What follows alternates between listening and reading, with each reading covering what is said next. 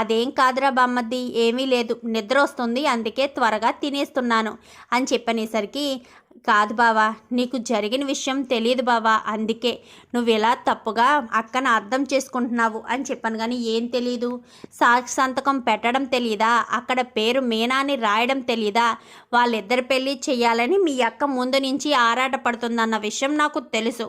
వాళ్ళిద్దరి పెళ్ళి జరిపేద్దాము అంటూనే చెప్పుకొచ్చింది, అలానే చేసింది కదా మొత్తానికి. మా నాన్నని హాస్పిటల్లో పెట్టింది, పోలీస్ స్టేషన్లో పెట్టింది, ఇంకా చాలు అని చెప్పి ఇంకా బాలు తింటుండగానే కంచం ముందు నుంచి లేచి వెళ్ళిపోతాడు. ఇప్పుడు ఎందుకే బావ తినేటప్పుడు మాట్లాడతారు, తర్వాత ఎప్పుడో తీరుబడిగా చెప్పొచ్చు కదా అనగానే, లేదమ్మా, బావకు ఇక్కడి నుంచి వెళ్ళేలోపు అక్క ఏ తప్పు చేయలేదన్న విషయం చెప్పేయాలి, లేదంటే బావ అక్క ఇలా దూరంగా ఎడమొహం పెడమొహంగా చూస్తూ ఉండడం మా వల్ల కాదు.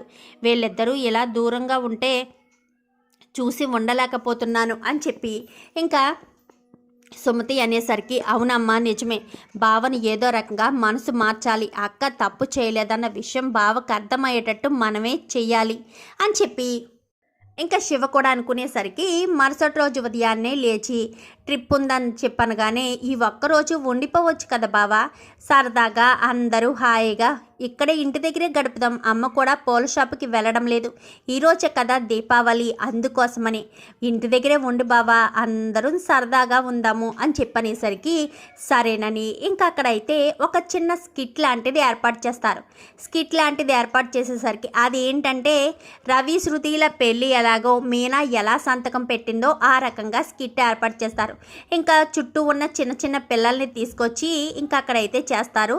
ఇక్కడ పంతుల వేషం ఇవన్నీ కూడా సుమతి అయితే పంతుల వేషం చూస్తుంది. ఇంకా మీనా వేషంలో సుమతి, పంతులు గారి గెటప్లో శివ ఉంటాడు. ఎందుకంటే శివకు అంతా కూడా వివరించి చెప్తుంది సుమతి. ఇంకా అలా ఉండగా చిన్న స్కిట్ ఉంది బావా, పిల్లలు సరదా పడుతున్నారు, మనం ఏదో ఒకటి వాళ్ళని ఎంకరేజ్ చేయాలి కదా అని చెప్పనేసరికి సరేనని కూర్చుంటారు. కూర్చున్న తర్వాత స్కిట్ చేస్తారు. స్కిట్ చేసేసరికి ఇంకా అందరూ సత్యంలాగా బాలులాగా పిల్లల్ని అందరినీ కూడా చేసేస్తారు. అందరినీ కూడా చేసేసరికి రౌడీలా ఉండేసరికి నా పేరు బాలు అన్నట్టు అందరూ మాట్లాడేసరికి చివరాకరికి శృతికి రవికి పెళ్ళేసే విషయం తేవడంతో సుమతిని తీసుకువెళ్ళి బయటే ఉండు వదినా అని చెప్పి బయటే ఉంచేస్తారు. వాళ్ళు లోపలికి వెళ్ళి పెళ్లి చేసుకుంటారు. అదే సమయానికి ఫోన్ రావడంతో లోపలికి వెళ్ళడంతో ఇంకా అక్కడ సుమతి డైలాగులు చెప్పడం, అక్కడ పంతులు గారుల అమ్మ మీనా వాళ్ళకి అని చెప్పి మొత్తం అంతా కూడా అక్కడ స్కిట్టే కానీ అక్కడ జరిగిందంతా కూడా కళ్ళకి కట్టినట్టుగా బాలుకి వివరించి చెప్పే ప్రయత్నం చేస్తారు. ఏంటి మీరు చేసింది అనగానే, నిజం బాబా, నీకు ఈ విషయం చెప్పాలని అక్క ఎంతలా ప్రయత్నిస్తున్నా నువ్వు అర్థం చేసుకోవట్లేదు. నిజానికి అక్క అక్కడ కావాలని సంతకము పెట్టలేదు, వాళ్ళ పెళ్ళి కావాలని చేయలేదు. ఇప్పుడు నువ్వు ఏదైతే స్కిట్లో చూసావో అదే జరిగింది అక్కడ కూడా.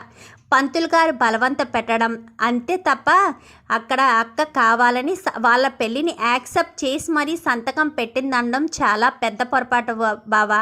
అది నువ్వు అర్థం చేసుకోవాలని, నీకు అర్థమయ్యేలా చెప్పాలన్న ఉద్దేశంతో మేము ఇదంతా చేశాము అని చెప్పనేసరికి, ఏంటి మీనా అని చెప్పాను. కానీ అవునండి, నిజమే వాళ్ళు చెప్పేది, నేను నిజంగా తప్పు చేయలేదు, అయినా మీ పరువుని మామయ్య గారి పరువుని తీయాలని నేను ఎందుకు ప్రయత్నిస్తాను? మీరు బాధపడుతూ ఉంటే నేను సంతోషంగా చూస్తూ ఉండే మనిషినా? నా సంతోషం కోసం నేను ఎదుటి వాళ్ళ సంతోషం కోసం నేను ఎన్ని కష్టాలైనా పడతానన్న విషయం మీకు తెలుసు. ఎంత బాధనైనా నాలోనే భరిస్తానన్న విషయం కూడా తెలుసు. అలాంటి తప్పుడు మీ మాట కాదని నేను ఎందుకు అలా చేస్తానండి? ఒక్కసారి ఆలోచించండి అని చెప్పి మీనా కళ్ళంట నీళ్ళు పెట్టుకునేసరికి, మీకు ఈ విషయం చెప్దామని ఎంతలా ప్రయత్నించినా కానీ మీరు నా మాట నమ్మడం లేదు, నా మాట పట్టించుకోవడం లేదు అని చెప్పనేసరికి, క్షమించు మీనా, నిన్ను చాలా తప్పుగా అర్థం చేసుకున్నాను. ఆ పిచ్చి ఆవేశంలో మా నాన్నకి ఏం జరిగిపోయిందా, ఏం జరుగుతుందా, మా నాన్న ఆ ప్రమాదంలోకి రావడానికి కారణం నువ్వేనన్న కోపంతో ఉన్నానే కానీ నీ మీద ఇష్టం లేక కాదు, ప్రేమ లేక కాదు, అర్థం చేసుకో అని చెప్పాను. కానీ నాకు తెలుసండి, నేనంటే మీకు ఎంత ఇష్టమో నాకు తెలుసు. అందుకోసమనే కదా నేను మిమ్మల్ని కావాలని కోరుకుంటున్నాను.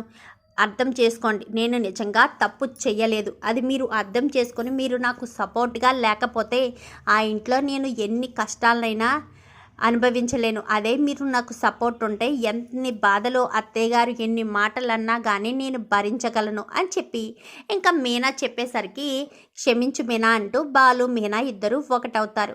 ఇంకా చాలా సంతోషంగా ఉంటారు. అదే విషయం సత్యానికి చెప్పేసరికి ఎలా అమ్మా వాడి మనసును ఎలా మార్చావు అనగానే పిల్లలు ఏదో స్కిట్ చేశారు అన్నయ్య గారు. ఆ స్కిట్లో వాళ్ళకు తెలిసినట్టుగా అక్కడ మీనా తప్పు చేయలేదని అర్థమయ్యేటట్టు బాలుకి చెప్పారు. అప్పుడే అల్లుడు గారు అర్థం చేసుకొని అమ్మాయిని క్షమించారు అనగానే పోనీలే అమ్మ మనం అనుకున్నట్టే అయ్యింది. ఇక్కడ ఉంటే ప్రభావతి బాలుగాడి మనసుని ఎప్పటికప్పుడు విరిచేస్తూ ఉంటుంది. అందుకోసమని అక్కడికి తీసుకువెళ్ళమని నీకు ఫోన్ చేసి మరీ రమ్మని చెప్పాను.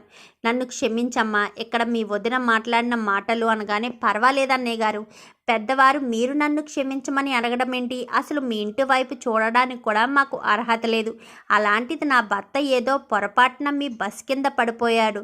ఆ చావుకి కారణం కూడా మీరు కాదు.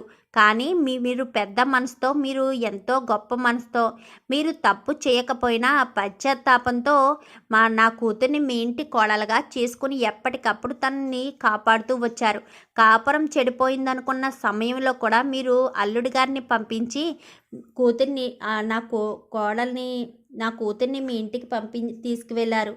మీరు కోడల్లా కాకుండా కూతుర్లా చూసుకుంటున్నారని నాకు అర్థమైంది అన్నయ్య గారు అని చెప్పి ఇంకా పార్వతమ్మ చెప్పేసరికి వాళ్ళిద్దరూ సంతోషంగా ఉండడమే కదా కావాలి. వాడికి చిన్నప్పటి నుంచి తల్లి ప్రేమ తెలియదు. నేను మాత్రమే ప్రేమగా చూసుకున్నాను. అందుకే వాడికి నేనంటే అంత ఇష్టమని సత్యం అయితే చెప్తాడు. చూద్దాం మరి రాబోయే ఎపిసోడ్స్లో బాలు మీనా ఇద్దరు ఒకటయ్యారు కాబట్టి మరి శృతి రవి వాళ్ళు కూడా ఇంటికి వస్తారా? ఇంకా రోహిణి నిజ స్వరూపం మరి ఎప్పుడు ప్రభావతి తెలుసుకుంటుంది? ఇదంతా కూడా రాబోయే ఎపిసోడ్స్లో చూసి తెలుసుకునేద్దాం. మా వీడియో కనుక మీకు నచ్చినట్లయితే వెంటనే లైక్ చేసి మా ఛానల్ని సబ్స్క్రైబ్ చేసుకుని పక్కనే ఉన్న బెల్ సింబల్లో ఆల్ పై క్లిక్ చేయండి. ఎలా చేయడం వల్ల అందరికంటే ముందుగా చూడవచ్చు.